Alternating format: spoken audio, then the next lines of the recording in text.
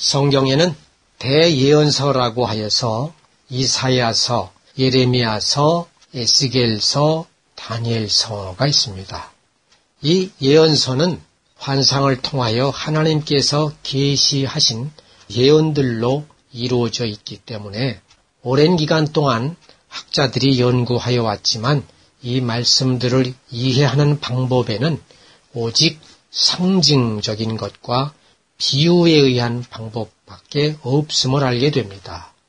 왜냐하면 이 말씀을 문자대로 이해하거나 오늘날의 과학적인 지식으로 이해하려고 할 때에는 그것이 전혀 맞지 않기 때문입니다.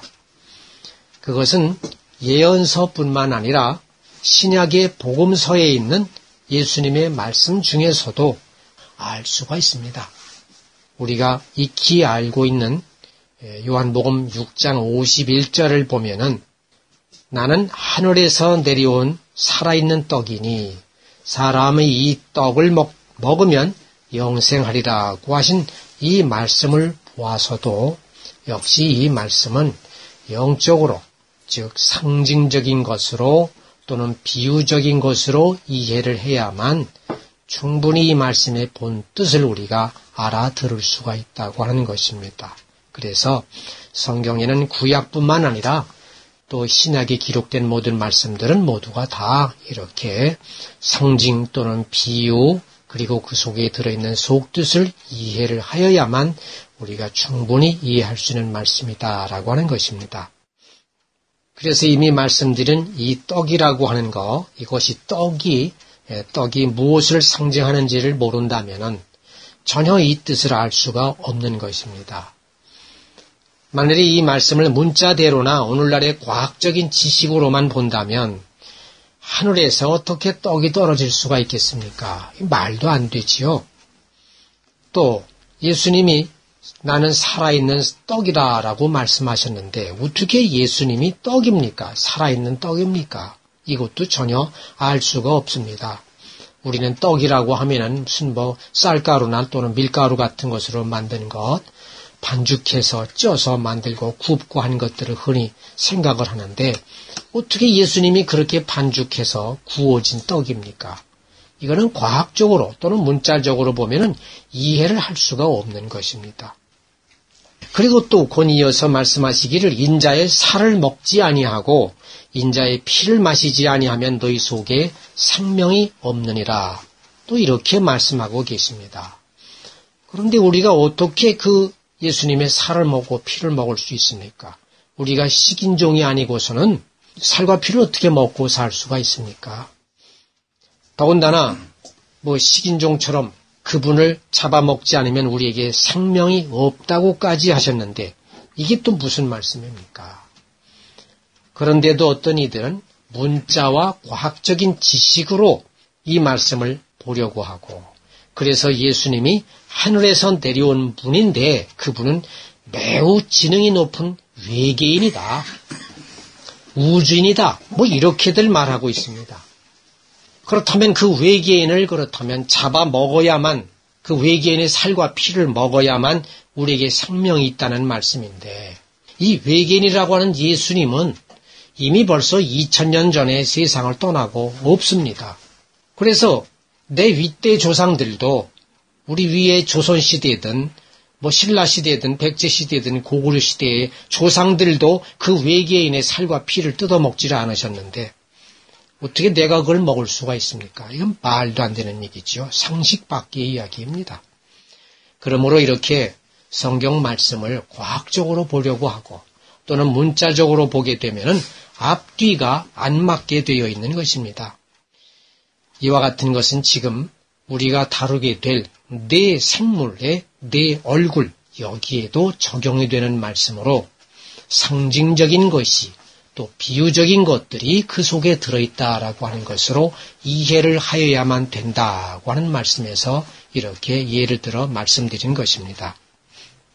그래서 오늘 말씀을 살피게 될 내 생물이 무엇이고 내 얼굴이 무엇을 뜻하는지 이것은 결코 내 얼굴을 가진 무슨 외계인이다. 무슨 내 생물체는 외계에서 왔고 우주인이다라고 보아서는 안 된다. 라고 하는 것입니다. 자, 그래서 우리는 이미 알고 있듯이 떡과 살이라고 하는 것은 무엇을 상징한다고 했습니까? 그것은 주님의 선함을 상징하고 포도주와 피라고 하는 것은 진리의 말씀을 상징한다라고 이렇게 우리는 알고 있습니다. 그러므로 주님의 살과 피를 먹지 않으면 생명이 없다고 하신 말씀을 상징적으로 해석하게 되면은 주님의 선과 진리를 내 안에 받아들여서 그곳으로 살지 않으면 생명이 없다라는 말씀이 되는 것입니다. 따라서 우리는 주님의 선과 진리로 살기 위해서 부단히 노력하고 회개하면서 주님을 닮아가야 하는 것이지 어찌 우리가 입으로 먹는 떡과 포도주만을 먹기 위해 힘쓰거나 외계인의 살과 피를 먹기 위해서 외계인을 찾아다닌다거나 할 수가 없는 것입니다. 그러므로 선과 진리로 사는 것이 바로 믿음 생활인 것이고 신앙인으로서 마땅히 해야 될 일인 것입니다. 우리가 교회에서 성찬 예식을 갖는 것도 바로 이와 같은 상징성의 의미를 두고 기념하는 것입니다. 그래서 누가복음 22장 19절에서도 주님께서 또 떡을 가져 감사 기도하시고 떼어 그들에게 주시며 이르시되 이것은 너희를 위하여 주는 내 몸이라 너희가 이를 행하여 나를 기념하라고 말씀하셨기 때문에 우리가 주님의 살과 피를 상징한 떡과 포도주를 가지고 기념하는 것입니다. 따라서 우리가 주님의 살과 피를 상징하는 떡과 포도주를 먹는 것처럼 주님의 선과 진리를 먹고 그 선과 진리대로 살아가야만 참된 생명이 있게 되는 것입니다. 그러므로 성경 말씀은 예언서의 말씀이든 아니든지 간에 우선 먼저 그 말씀들이 가지고 있는 상징성과 비유를 알아야만 제대로 된 속뜻과 의미를 발견하게 된다고 하는 것입니다. 만일에 그렇게 하지 않으면 육의 몸을 가지고 있는 우리들로서는 영의 실체를 알 수가 없고 또 말씀 속에 계시는 주님의 음성을 들을 수가 없게 되는 것입니다. 그러므로 오늘 살피고자 하는 본문도 하나님의 계시로 에스겔에게 환상 가운데 보여진 내용이므로 이 말씀을 상징과 비유에 의해서 살펴보고자 하는 것입니다. 우선 성경에 나오는 대예언서의 기록들은 이사야서, 예레미야서, 에스겔서, 다니엘서 같은 이러한 기록들은 유다 왕국이 몰락하기 전부터 포로 생활의 기간까지 약 200여 년 동안의 유다 백성들에게 예언이 되었던 내용들입니다. 그 중에서도 이사야는 역대 왕들의 악을 질책했고 왕국의 파멸을 예언했었습니다. 그리고 예레미야는 왕들과 백성들에 대해 경고와 질책을 하면서도 그는 예루살렘 성전이 파괴될 것이라는 예언과 함께 그 예루살렘 성전이 파괴되는 비참함을 직접 보면서 살았던 예언자입니다. 그래서 그런지 이 두 예언자들 이사야와 예레미야는 왕들과 백성들로부터 호감을 갖지를 못했었습니다. 왜냐하면 그들의 입에서 나오는 말들은 거의가 다 회개하라, 망할 것이다, 악을 버리라, 하나님께 돌아오라 고 외쳤던 말들이기 때문에 악한 죄인들이 듣기에는 그 당시 악에 물들었던 모든 유다의 왕들과 그 백성들에게 있어서는 듣기가 매우 거북하고 또 매우 싫어할 수밖에 없는 내용들이었기 때문입니다. 그러나 에스겔과 다니엘은 그 두 사람과는 반대로 오히려 나름대로 존경을 받았었습니다. 그 이유는 무엇이냐 하면 이제는 이미 나라가 망했고 백성들이 포로로 잡혀가 버리고 난 뒤였기 때문에 더 이상 그들에 대해서 경고와 질책을 이제는 더 할 수가 없는 상태였기 때문입니다. 그 대신에 그들은 이제 비록 포로로 잡혀갔다 할지라도 주님 앞으로 돌아오기만 해라. 주님 앞으로 돌아와서 너희들이 다시 신실하게 살기만 하면 주님께서는 다시 고향으로 돌아갈 수 있도록 하게 해 주실 것이다. 그래서 성전도 다시 재건하게 될 것이라는 위로와 회복의 메시지를 전달했기 때문입니다.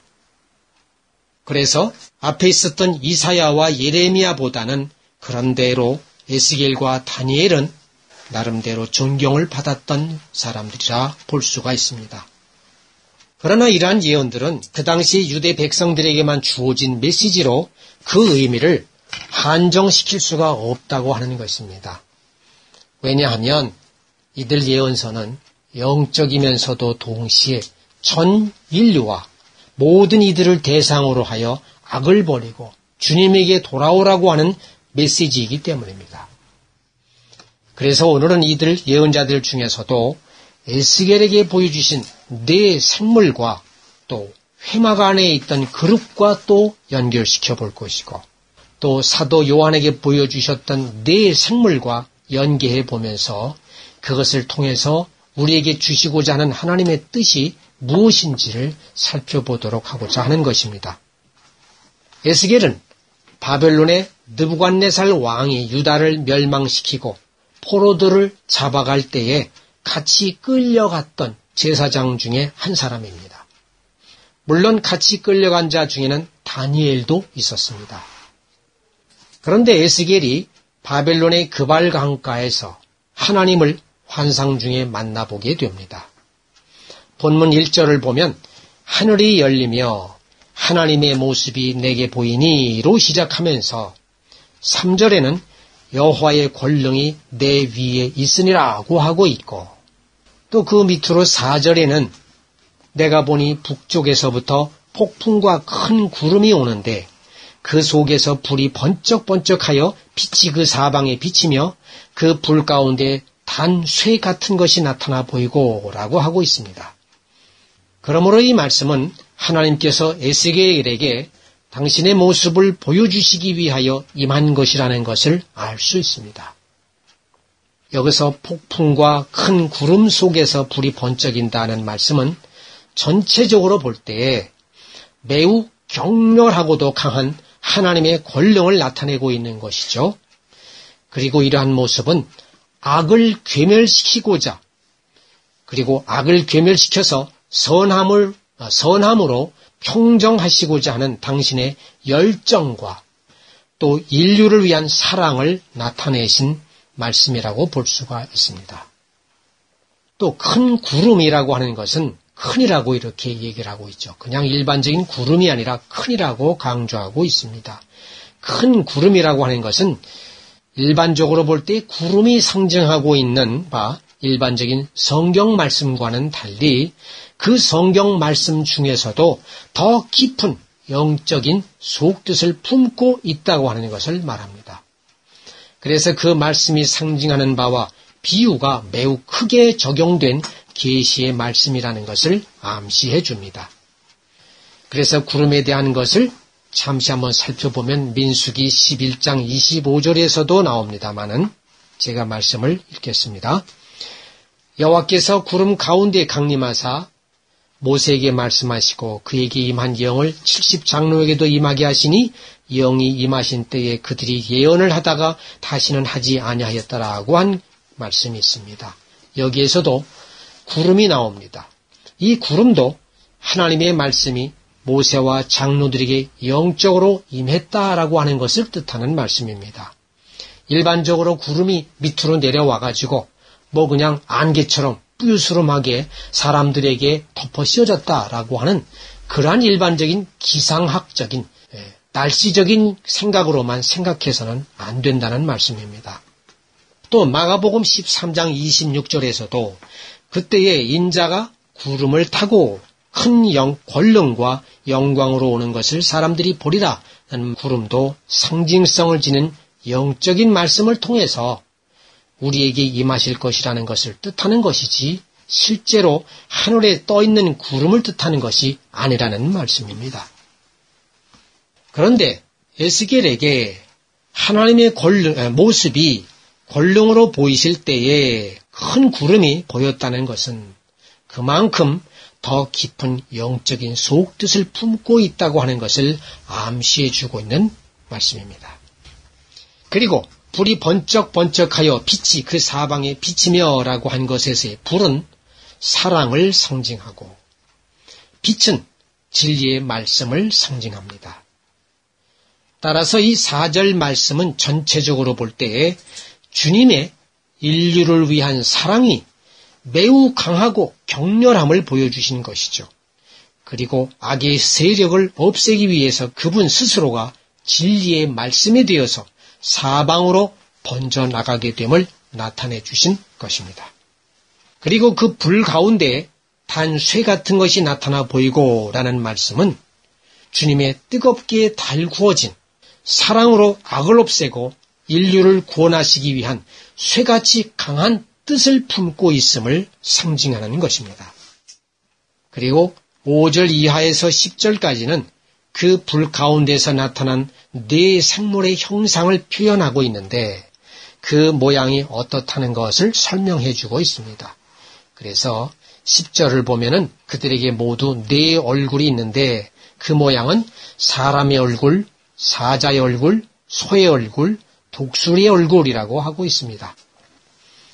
이와 같은 얼굴들이 본문 1절에서처럼 하나님의 모습이 내게 보여졌다고 하면서 네 생물의 얼굴들이 여호와의 권능과 불 가운데서 나타났다고 하는 것은 불이 상징하고 있는 바와 같이 하나님의 뜨거운 사랑을 근본으로 하여 보여줬다고 하는 것을 뜻합니다. 그래서 네 생물 또는 네 얼굴이라고 하는 것은 기본적으로 근본적으로 하나님이 불 가운데에서 단쇠같이 보여줬다고 하셨으므로 뜨거운 하나님의 사랑 안에서 네 생물이 나타났고 또한 네 얼굴들이 그것을 근본으로 하여 본질로 하여 보여줬다고 하는 말씀인 것입니다.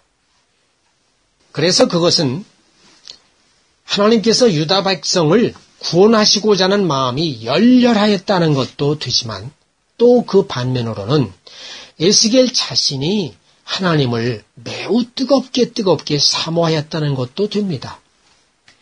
그러므로 이러한 상태에서 네 생물들과 각각의 네 얼굴들을 보게 되었다고 하는 말씀인 것입니다. 그런데 에스겔서 10장 20절을 보면은 우리가 본문에서 읽은 내용입니다마는 이렇게 사람의 얼굴과 사자의 얼굴, 소의 얼굴, 독수리의 얼굴들을 한 그 네 생물들이 바로 그룹들이라는 것을 에스겔이 깨달았다고 하고 있습니다. 그것은 내가 그발 강가에서 보던 이스라엘의 하나님 아래에 있던 생물이라고 하고 얘기하고 있습니다. 그리고 그들이 그룹인 줄을 내가 아니라 라고 이렇게 얘기를 하고 있습니다. 그래서 지금 말씀드린 바와 같이 네 생물이라고 하는 거, 그래서 네 얼굴들이 있는 이 모습들이 바로 그것이 이게 그룹이었구나 라고 하는 것을 에스겔이 깨달았다라고 하는 것입니다. 그래서 그룹이 무엇을 의미하는지 한번 살펴보도록 하겠습니다. 그룹을 거룹이라고도 표현도 합니다. 거룹이라고도 그렇게 읽고 또는 히브리어로는 케루빔이라고도 얘기를 합니다. 케루빔. 그래서 케룹의 복수형으로 쓰고 있습니다만은 케루빔, 거룹, 그룹 이렇게 얘기를 하고 있습니다. 영어 성경에는 winged creatures라고 돼 있어서 날개를 가진 날아다니는 생물 이렇게 얘기를 합니다만은 그룹은 하나님으로부터 나오는 지극히 높은 신령한 선이 악으로 더럽혀지지 않도록 보호해주는 경호자나 수호자를 뜻합니다. 그래서 좀 더 이해를 돕기 위해서 표현을 하자면은 불에 달구어진 쇠에 물이 닿게 되면은 어떻게 되겠습니까? 불에 시뻘겋게 달구어진 쇠가 있습니다. 거기에 물을 촥 한번 뿌리면은 그 물이 그 쇠에 닿자마자 달구어진 쇠에 닿자마자 소리를 요란하게 내면서 사방으로 튕겨나가는 것을 보게 될 것입니다. 마치 그와 같다고 하겠습니다. 그룹은 그 하나님을 보호하는 경호자와 수호자입니다. 악한 것이 닿게 되는 순간 그 악은 그 순간에 튕겨져 나가게 하는 그 역할을 합니다. 그래서 하나님의 지극히 높으신 신령한 선이다라고 표현하는 것입니다. 그러므로 이 그룹은 하나님의 지극한 선함의 상징이다라고 볼 수가 있다고 하는 것입니다. 그러므로 사람은 이러한 그룹 때문에서라도 하나님의 사랑에 속한 선이나 인애에 속한 선에 의하지 않고서는 천국에 다가가지 못하게 되어 있습니다. 왜냐하면 하나님의 영역과 사람 사이에는 이러한 경호자나 수호자의 역할을 하는 그룹이 가로막고 있기 때문입니다. 그래서 그룹을 어찌 보면은 하나님을 보호하고 방어하는 힘이다, 선함이다 라고 볼 수가 있는 것이죠. 창세기 3장 24절을 보면은 하나님의 명령을 지키지 않는 아담이 쫓겨난 사건이 기록되어 있습니다. 그래서 에덴 동산 동쪽에 그룹들이 두루 도는 불칼을 두어 생명나무의 길을 지키게 하시니라 하고 되어 있습니다. 따라서 이 말씀에서도 그룹이 지킨다고 했습니다. 그룹이라고 하는 것은 생명의 핵심이 되는 하나님의 지극히 선한 영역입니다. 그래서 그 영역을 지키기 위한 경호자나 수호자라고 하는 것을 여기에서도 알 수가 있습니다.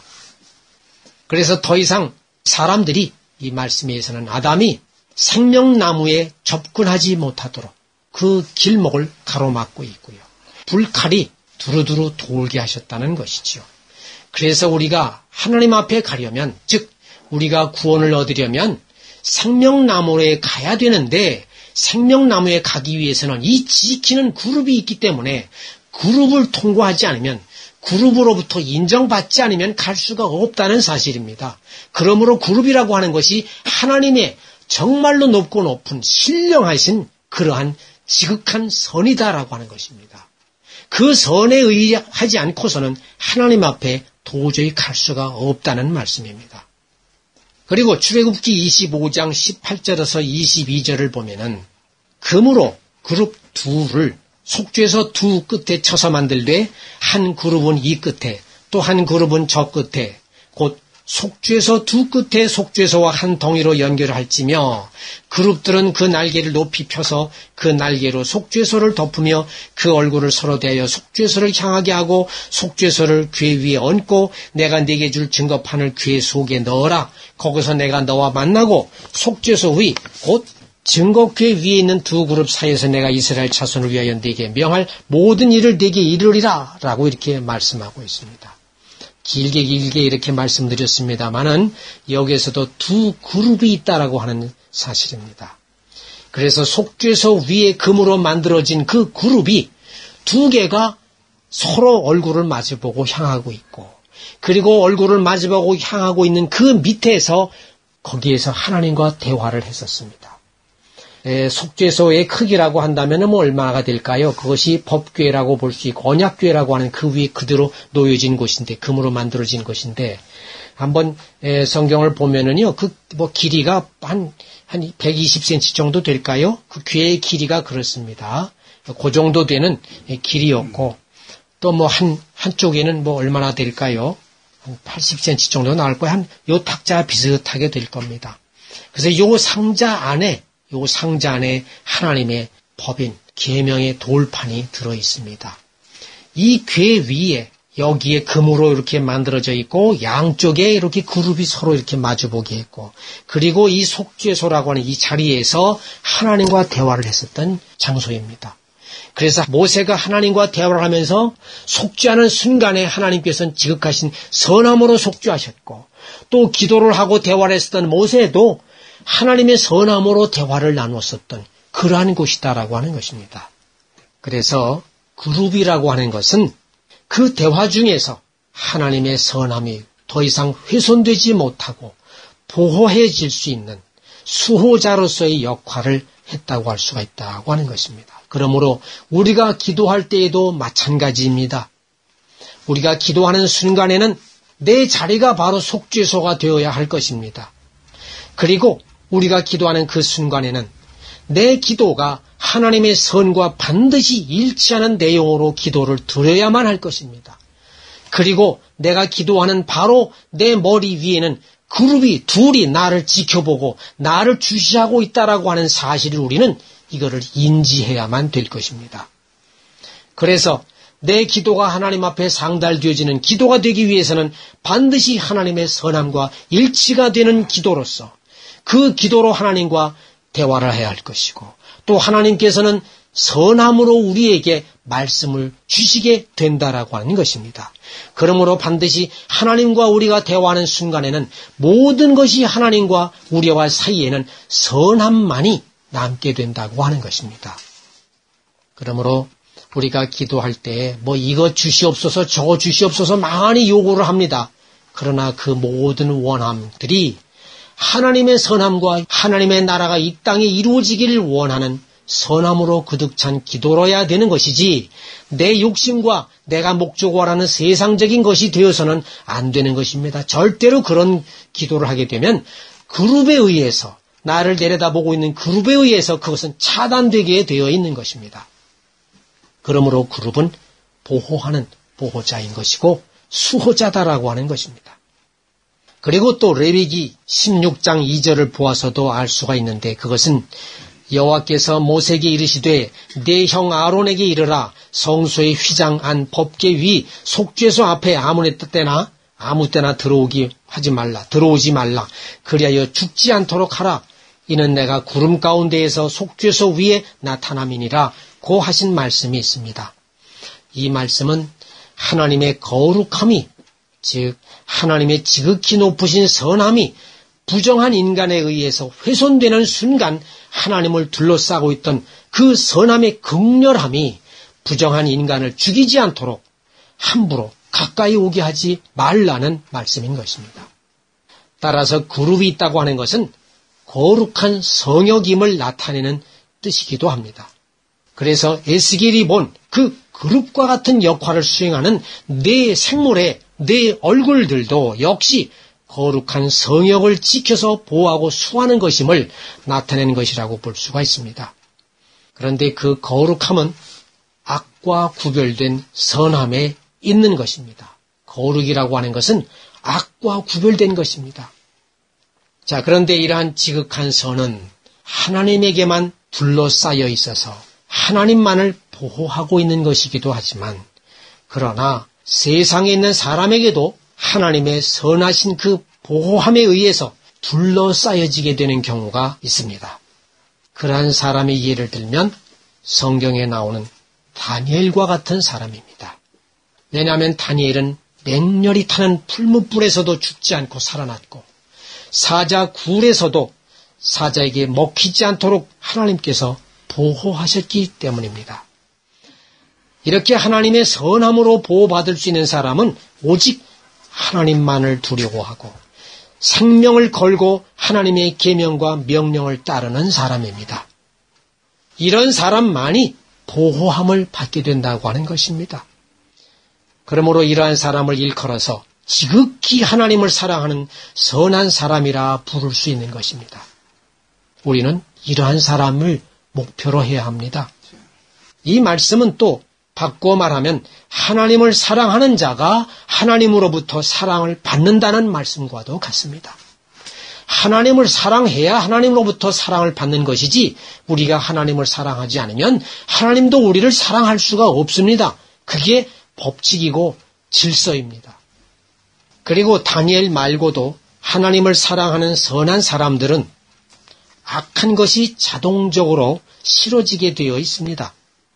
그래서 악한 것이 선한 사람에게 접근하게 되면은 그 악은 선한 사람에게서 튕겨나가거나 아니면은 전혀 관심의 대상이 되지 못하기 때문에 그 악은 선한 사람 앞에서 자동으로 소멸되어지게 되어 있습니다. 왜 그렇습니까? 선한 사람은요, 악이 자동으로 싫어집니다. 선하게 살려고 하는 사람한테는 악한 것이 전혀 관심의 대상도 되지가 않습니다. 그렇기 때문에 그 악들은 자동으로 선함 앞에서는 튕겨나가게 되어 있습니다. 그게 그룹의 역할과 같은 것입니다. 따라서 결과만을 놓고 보게 되면은 하나님의 선함은 선한 사람을 지키고 보호하는 경호자와 수호자가 되어서 그 사람을 지키는 역할을 하고 있다고 보게 되는 것입니다. 왜냐하면 그 선함이 바로 그 사람에게 있어서는 그룹과 같은 역할을 하는 것이기 때문입니다. 그래서 그러한 그룹이 생명나무를 지키고 보호하는 것이고 또 두루 도는 불칼도 주변에서 하나님의 진리가 위화되지 않도록 보호하고 감싸게 되는 것입니다. 그러므로 우리가 구원을 얻기 위해서는, 천국에 들어가기 위해서는 이러한 생명나무에 들어가야 할 텐데 그룹으로부터 인정을 받아야 합니다. 또 두루 도는 불칼로부터도 우리는 쫓겨나지 않아야 합니다. 그러기 위해서는 우리는 진리의 말씀을 가지고 우리는 바로 살아서 그 바로 산 선함으로 하나님의 생명나무에 도달할 수가 있게 된다는 말씀입니다. 자, 그러므로 에스겔이 본 네 생물도 그룹의 직능을 수행하는 것으로서 하나님의 모습이 에스겔에게 권능으로 나타나 보이실 때에 사람이 감히 가까이 범접할 수 없는 불 가운데에서 불에 달구어진 단쇠 같은 것으로 보여지셨던 것입니다. 그런데 그렇게 보이신 네 생물들의 얼굴이 각각 모두 사람의 얼굴과 사자의 얼굴과 소의 얼굴과 독수리의 얼굴을 가지고 있는 것으로 보였다고 하는 것입니다. 그리고 또 그에게 네 생물로 보였지만 그것이 그룹이었다라고 하는 그러한 말씀입니다. 그리고 5절에서 에스겔에게 보이게 네 생물의 형상이 나타나는데 그들의 모양이 이러하니 그들에게 사람의 형상이 있더라고 이렇게 얘기를 하고 있습니다. 분명히 네 생물들의 얼굴이 보여졌죠. 그들에게 사람의 형상이 있다라고 얘기를 하고 있습니다. 사람의 형상이라고요. 아니, 소의 얼굴인데 어떻게 그게 사람의 형상이고 독수리 얼굴이고 사자 얼굴인데 어떻게 사람의 형상이라고 할 수 있느냐 하는 거예요.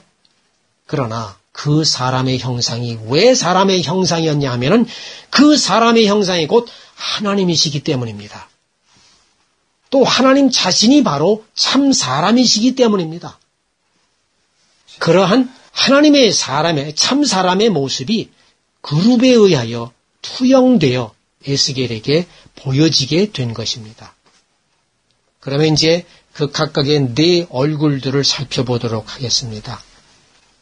우선 그 중에서 사람의 얼굴이 상징하고 있는 것을 살펴보면 사람의 얼굴은 지혜와 진리로부터 나온 마음의 움직임을 상징합니다. 그런데 이러한 얼굴이 불 가운데서 나타났기 때문에 지혜와 진리를 상징하는 사람의 얼굴은 사랑을 근본으로 하여 나오는 것입니다. 불 가운데서 나타났기 때문에 그렇습니다. 항상 지혜와 진리는 사랑을 근본으로 하여 나오게 되어 있습니다. 그리고 본래 사람의 얼굴이란 그 사람을 대표하는 것이죠. 그래서 그 사람을 대표하는 것으로서 그 사람의 마음의 움직임을 표현하는 곳입니다. 그래서 슬프면 슬픈 표정이 나오고 뭐 기쁘면 기쁜 표정 나오고 또 뭘 좋아하거나 관심이 있을 때는 그곳으로 얼굴을 향해 돌리게 되어 있습니다. 그래서 얼굴은 그 사람의 마음의 움직임을 상징한다고 하는 것입니다. 그런데 이러한 마음의 움직임은 그 사람의 지혜와 진리의 정도에 따라서 함께 표현되어지게 되어 있습니다. 그래서 얼굴은 그 사람의 지혜와 진리의 정도에 따라서 표현되어지기 때문에 지혜로운 사람은 악한 것과 불의한 것을 꾀하거나 쫓아가지 않게 되어 있습니다. 그래서 지혜로운 사람은 악을 꾀하지 않고 불의한 것을 쫓아가지 않음으로 말미암아 그곳으로 방향을 돌리지를 않습니다. 그래서 사람의 얼굴은 그 사람의 지혜와 진리의 정도에 따라서 마음이 함께 움직이게 되어 있다라고 하는 것입니다. 그래서 사람의 얼굴은 그 사람의 지혜와 진리의 됨됨이를 대표하는 것이다 라고 하는 것입니다. 그래서 그 얼굴이라고 하는 것은 그 사람 자신이 될 수가 있다고 하는 것입니다. 우리가 기념사진을 찍을 때에도 얼굴을 찍지요. 뭐 기념사진을 찍는데 얼굴 말고 어디를 찍습니까? 뭐 팔을 찍습니까? 다리를 찍습니까? 뭐 배를 찍습니까? 반드시 우리가 뭐 기념사진을 찍는다, 어디 사진관에 가서 사진 찍는다 하면은 얼굴을 중심으로 찍게 되어 있습니다. 왜 그렇습니까? 그 얼굴이 그 사람을 대표하는 것이고 얼굴이 곧 그 사람이기 때문에 그렇습니다. 또 우리가 얼굴을 가꾸려고 애쓰는 것도 또 그런 이유에서입니다. 다만 문제가 되는 것은 속 사람은 지혜롭지 못한데도 겉으로만 꾸미려고 하는 것에 있다고 할 것입니다. 자, 그러나 몸이 죽고 영혼만이 남게 되면은 그 사람의 지혜와 진리의 됨됨이 많이 남아있어서 그 사람의 모든 것으로 보여지게 된다고 하는 사실. 이것이 중요한 것입니다. 그러므로 에스겔이 그룹을 통하여 본 사람의 얼굴은 바로 하나님 자신 안에 있는 지혜와 진리의 마음이 그룹에 의하여 투영되어 보여진 것이다 라고 하는 말씀입니다. 그리고 그러한 지혜와 진리의 마음이 불 가운데에 나왔으므로 그것은 하나님의 뜨거운 사랑을 근본으로 하여 지혜와 진리의 마음이 나왔다라고 하는 것을 의미한다고 하는 것입니다. 그러므로 사람이 하나님과의 관계를 바르게 정립하기 원한다면 사람은 언제나 하나님의 사랑을 근본으로 하여 지혜와 진리 안에 거해야만 하는 것입니다. 그리고 또 사람이 하나님의 사랑에서 나온 선과 진리에 속한 진리대로 살지 않으면 하나님 앞에 나아갈 수 없게 됩니다. 왜냐하면 하나님의 사랑에서 나온 선한 수호자인 그룹에 의해서 생명나무로 가는 길이 막히기 때문입니다. 그래서 우리는 반드시 하나님의 사랑에서 나온 선과 지혜에서 나온 진리의 말씀대로 반드시 살아내야만 하는 것입니다. 그 다음에 사자의 얼굴에 대해서 살펴보겠습니다. 사자의 얼굴은 하나님의 지혜로부터 나오는 진리의 능력을 상징합니다. 우리가 지난번에 사자에 대해서 한번 살펴보았었죠. 그래서 더 이상한 말씀을 더 나누질 않겠습니다. 이 사자는 능력을 의미한다. 진리의 능력을 의미한다. 이렇게 말씀을 드렸었죠.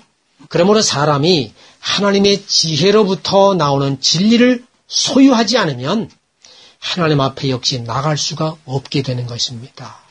그리고 진리를 소유한다고 하는 것은 진리의 능력을 가지고 있음을 뜻합니다.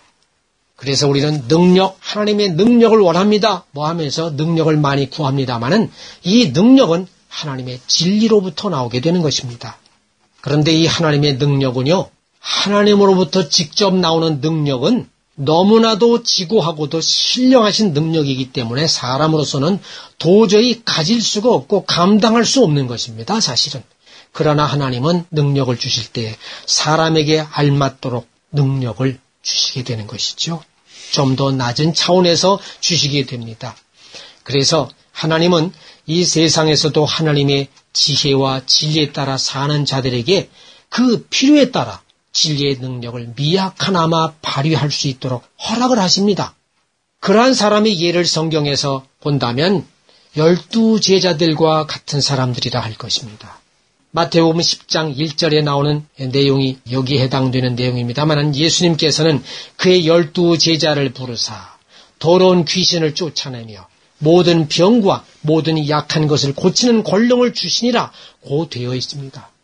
그리고 7절, 8절에서 연이어서는 제자들에게 가면서 전파하여 말하되 천국이 가까이 왔다 하고 병든 자를 고치며 죽은 자를 살리며 나병 환자를 깨끗하게 하며 귀신을 쫓아내되 너희가 거저 받았으니 거저 주라고 말씀하고 계십니다.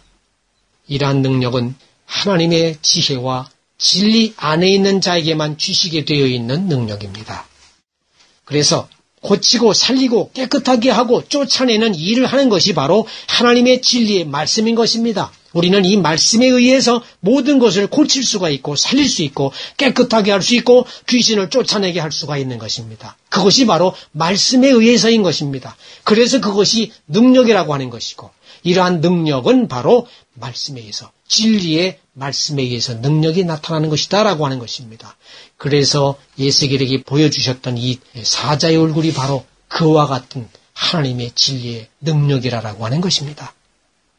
그래서 저는 여러분들이 모두 이와 같은 진리의 능력으로 변화받기도 하고 변화시켜주기도 하는 역할을 하는 분들이 다 되시기를 간절히 바랍니다. 아멘. 그 다음에는 소의 얼굴에 대해서 살펴보겠습니다. 소의 얼굴은 하나님의 사랑과 선함으로부터 나오는 보살핌을 상징합니다. 왜냐하면 우리가 기르는 그 가축들은 사람의 자연적인 선함으로부터 나오는 그 보살핌에 의해서 길러지게 되기 때문인데요. 이러한 소의 얼굴이라고 하는 것은 지극히 높으신 하나님의 사랑과 선함으로부터 보살핌이 끊임없이 우리 사람들에게 흘러 내려온다라고 하는 것을 상징하기 때문입니다. 여기서 하나님의 보살핌이 끊임이 없다라고 하는 것은 소의 끈질긴 근성을 뜻하기 때문입니다. 끝까지 소가 주인을 위해서 힘을 다 쓰고 그리고 죽습니다. 참 소라고 하는 그 가축은 대단히 우리 사람에게 정말 없어서는 안 될 참 귀중한 동물이지요. 그래서 하나님의 그 끊임없는 사랑이 끝까지 너희 인류를 위해서 내가 살다가 마지막에 내가 너희를 위해서 내 살까지도 내 피까지도 너에게 주는 나 자신이다라고 하는 것을 나타내 주시고 보여주신 것이 바로 이 소의 얼굴이라고 하는 것입니다. 그래서 목숨을 다하여 하나님을 사랑하고 이웃을 사랑하는 변치 않는 끈질긴 선함만이 있는 자들만이 역시 내 생물에 투영된 하나님 앞에 설 수가 있는 것입니다. 그러한 사람이 예를 든다면 성경에 나오는 스데반과 같은 사람이 아닐까 생각이 됩니다. 꼭 그렇다고는 볼 수 없겠습니다만 스데반의 그 참 죽을 때까지 하나님의 말씀을 복음을 전하는 것을 보면은 이와 같지 않을까라는 생각이 들어서 그렇습니다. 사도행전 6장에서 7장까지를 보면은 스데반이 은혜와 권능이 충만하여 큰 기사와 표적을 민간에 행하는 선한 일을 했으면서도 그는 악한 사람들에 의해서 돌에 맞아 죽게 됩니다. 그런데도 그는 죽으면서까지 무릎을 꿇고 크게 불러 이르되 주여 이 죄를 그들에게 돌리지 마옵소서라는 말을 하고 잤다고 이렇게 기록하고 있습니다. 그러한 끈질긴 사랑만이 하나님께 인정받고 그룹 앞에 설 수가 있게 되는 것입니다. 우리는 그래서 이와 같은 스데반과 같은 자들이 다 되어야 합니다. 그 다음에는 독수리 얼굴에 대해서 살펴보겠습니다. 독수리 얼굴은 모든 면에서 총명함과 용의 주도함과 세세한 것까지도 다 꿰뚫어보고 멀리까지 내다볼 수 있는 눈을 가지고 계시다는 것을 상징합니다. 독수리는 큰 높은 곳에서도요, 조그만한 쥐새끼가 움직이는 것조차도 다 볼 수 있는 눈을 가지고 있습니다. 그래서 모든 것을 다 감찰하시는 하나님, 세세한 것까지도 우리 안에 있는 모든 것까지도 다 보실 수 있는 분, 감찰하시는 분이다라고 하는 것이고요. 또한 모든 면에서 용의 주도합니다. 대단히 총명합니다. 이것의 상징으로서 독수리가 사용되어지게 되는 것입니다. 그래서 그러한 하나님의 모습을 그룹을 통하여 에스겔이 보게 되는 것입니다. 그래서 성경에 나오는 그 새들을 보면은 새들이 종종 기록에 나오지요. 이 새들의 기록들은 총명함과 합리적인 이해를 상징한다라고 이렇게 보시면 되겠습니다. 그러므로 사람들 중에서는 하나님의 지혜의 말씀에 항상 귀를 기울이고 그 말씀이 뜻하는 바를 바르게 깨달아 실천하는 총명한 사람만이 하나님과 그룹 앞에 나아갈 수가 있는 것입니다. 그러한 사람이 예를 든다면 성경에 나오는 사도 요한과 같은 사람이 아닐까 하는 생각을 하게 됩니다. 그는 예수님의 제자로서 예수님이 말씀이시며 육신이 되어 오신 분이라고 하는 것을 그는 깨달아 알았던 사람입니다. 또 이 세상의 빛이시고 또한 세상은 알지 못하였지만 세상이 예수님으로 말미암아 지은 바 되었다고 하는 것을 영의 눈으로 깨달아 알았던 총명한 사람입니다. 그래서 그는 영의 사람이라고 말하게 되는 것이죠. 그러므로 에스겔은 그룹으로 투영된 하나님을 불 가운데서 나온 사람의 형상을 가진 네 생물로 보게 되었던 것이고 또 그 생물의 얼굴이 이렇게 사람의 얼굴과 사제의 얼굴과 소의 얼굴과 독수리의 얼굴로 보여졌던 것입니다. 그래서 이것에 상징하는 바를 다시 요약하면 그룹은 하나님으로부터 나오는 지극히 높고도 신령한 선이 악으로 더럽혀지지 않도록 보호해주는 경호자나 수호자를 뜻한다고 했고요. 또 사람의 얼굴은 지혜와 진리로부터 나온 마음의 움직임을 상징한다라고 했고요. 사자의 얼굴은 하나님의 지혜로부터 나오는 진리의 능력을 상징한다라고 했고요. 소의 얼굴은 하나님의 사랑과 선함으로부터 나오는 보살핌을 상징하고 독수리의 얼굴은 모든 면에서 총명함과 용의주도함을 상징한다고 했습니다. 그러므로 우리가 하나님 앞에 나가게 될 때에 이러한 하나님의 형상과 모양을 이룬 자들이 바로 하나님과 그룹 앞에서 새 노래를 부르게 되어 있는 것입니다.